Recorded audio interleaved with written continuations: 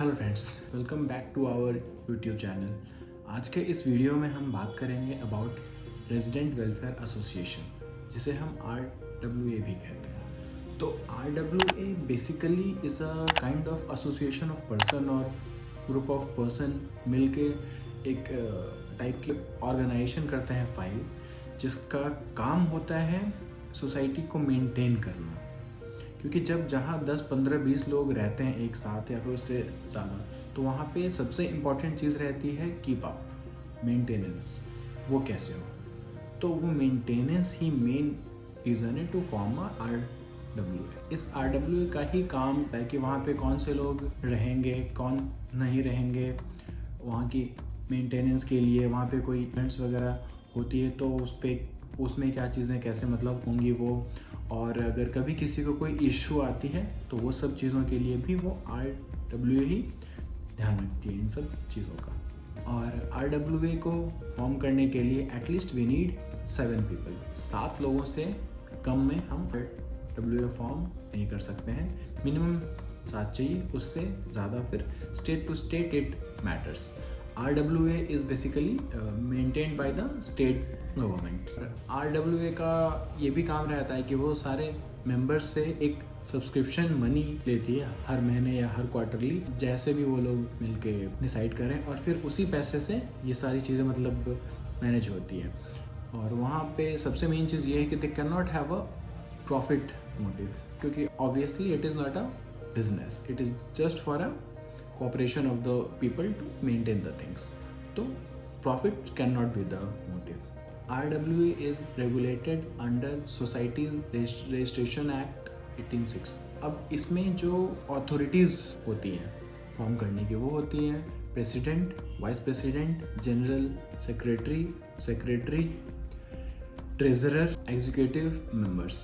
अब हम बात करते हैं कि इनकी रोल्स क्या क्या रहती हैं। इनकी अथॉरिटी तो अब हमें पता है, बट इसमें इनका रोल क्या होता है, क्या क्या काम करते हैं। तो प्रेसिडेंट का बेसिकली रोल यही रहता है कि जो भी चीज़ें हो रही हैं सोसाइटी में, उन चीज़ों का टेक केयर करे, ध्यान रखे कि चीज़ें सही से हो रही हैं या नहीं। वाइस प्रेसिडेंट का रोल रहता है to assist president in his duties, और अगर वो कभी एब्सेंट है या वो कहीं नहीं जा पा रहे हैं तो उनके एब्सेंस में ये उनका काम करें, उनकी मदद करें। जनरल सेक्रेटरी का काम रहता है कि सोसाइटी को प्राइवेट एंड पब्लिक ऑफिसेज में जाके रिप्रेजेंट करें, और सोसाइटी की बुक्स ऑफ अकाउंट या फिर जो भी चीज़ें होती हैं डॉक्यूमेंटेशन, वो मैनेज करें।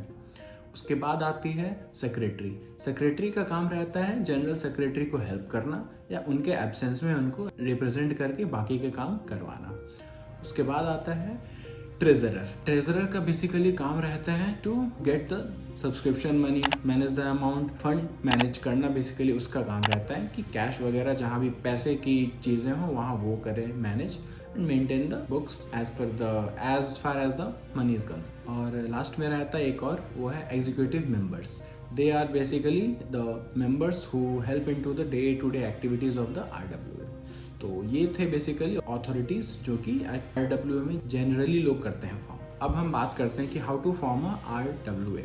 तो RWA हम जब करते हैं फॉर्म, तो फॉर्म करने के लिए बेसिकली हमें क्या रहता है कि हमें मेंबर्स पहले अरेंज करने रहते हैं, एटलीस्ट 7 एंड उससे ज़्यादा। फिर उनके सबके डॉक्यूमेंट्स हमें अरेंज करने रहते हैं, KYC डॉक्यूमेंट्स जो भी रहते हैं, PAN, Aadhaar, photo, email ID, contact number.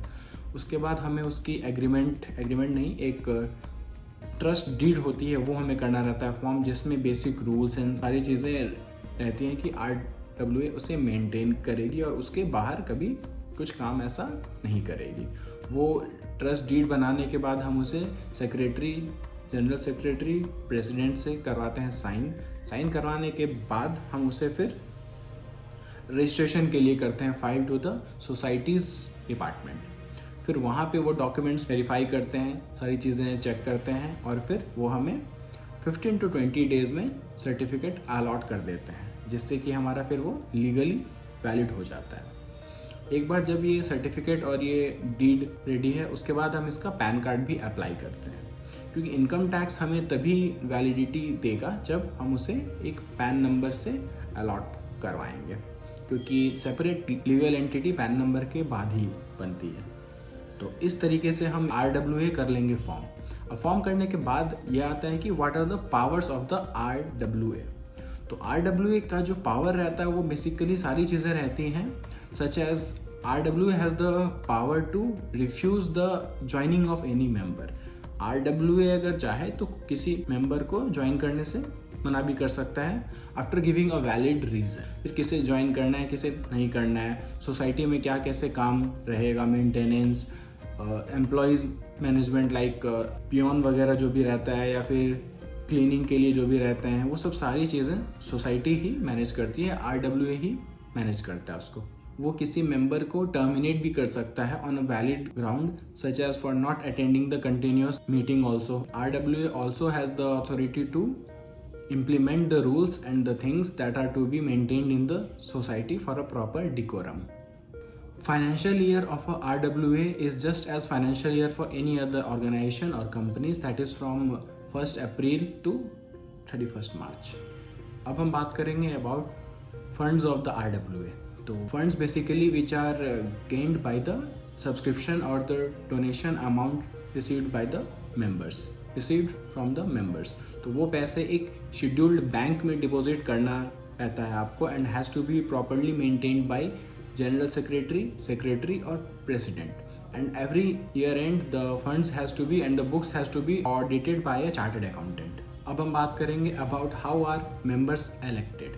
Members are basically elected in the general body meeting by vote. Residents can raise their hand during a meeting to vote a member. अब हम बात करेंगे is RWA mandatory for every housing society. तो as per the rule ये है कि whenever housing society is registered and majority of the house are occupied, then उसके 3 महीने के अंदर the builder has to register a RWA society.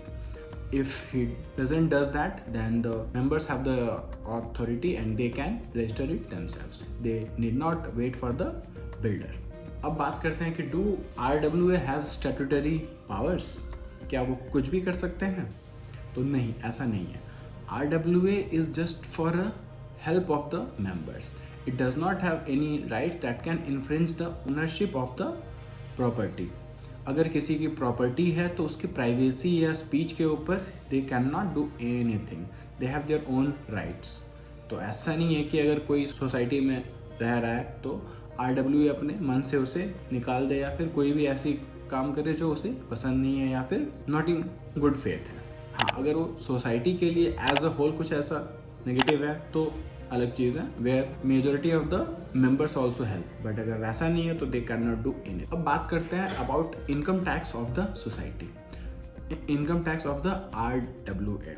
तो RWA के जो इनकम टैक्स रहते हैं वो कुछ इस तरीके से होते हैं. RWA के जो रिसीट्स होते हैं उसमें पहला चीज़ रहता है कंट्रीब्यूशन फ्रॉम मेंबर्स.